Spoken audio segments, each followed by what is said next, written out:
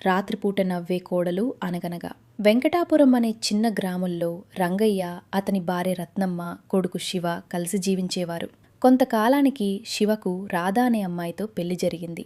రాధ చాలా మంచిది. పగలంతా ఇంటి పనులు చేసేది. అందరితో ప్రేమగా మాట్లాడేది. కానీ ఒక వింత అలవాటు మాత్రం అందరికీ ఆశ్చర్యంగా అనిపించేది. ప్రతి రాత్రి సరిగ్గా 12 గంటలకు రాధ మెల్లగా ఇంటి తలుపు తీసి బయటకు వెళ్లేది.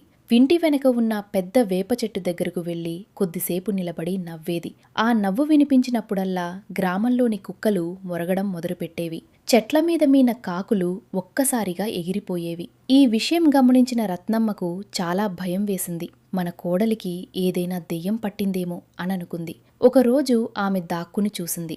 రాధ చేతిలో చిన్న పాలగిన్నె పట్టుకుని వేప చెట్టు దగ్గరకు వెళ్లి, ఇంకా ఒక్క సంవత్సరం మాత్రమే, తర్వాత నేను రాను.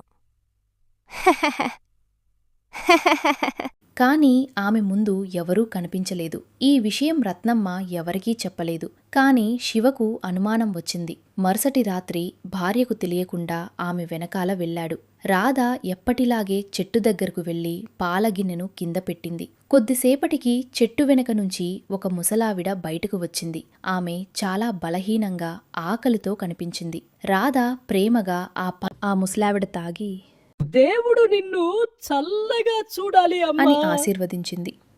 ఇదంతా చూసిన శివ ఆశ్చర్యపోయాడు. రాధ వెళ్ళిపోయిన తర్వాత శివ ఆ ముసలావిడ దగ్గరికి వెళ్ళి, అవ్వా, మీరెవరు అని అడిగాడు. ఆ ముసలావిడ కళ్ళలో నీళ్లు తిరిగాయి. నేను ఈ ఊరిదాన్నే బాబు. నాకు ఒక కొడుకు ఉన్నాడు.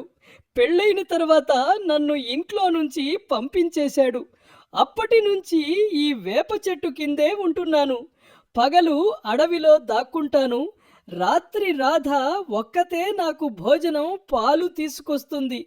నేను బాధపడకుండా ఉండాలని ప్రతిరోజు ఒక చిన్న కథ, ఒక జోకు చెబుతాను.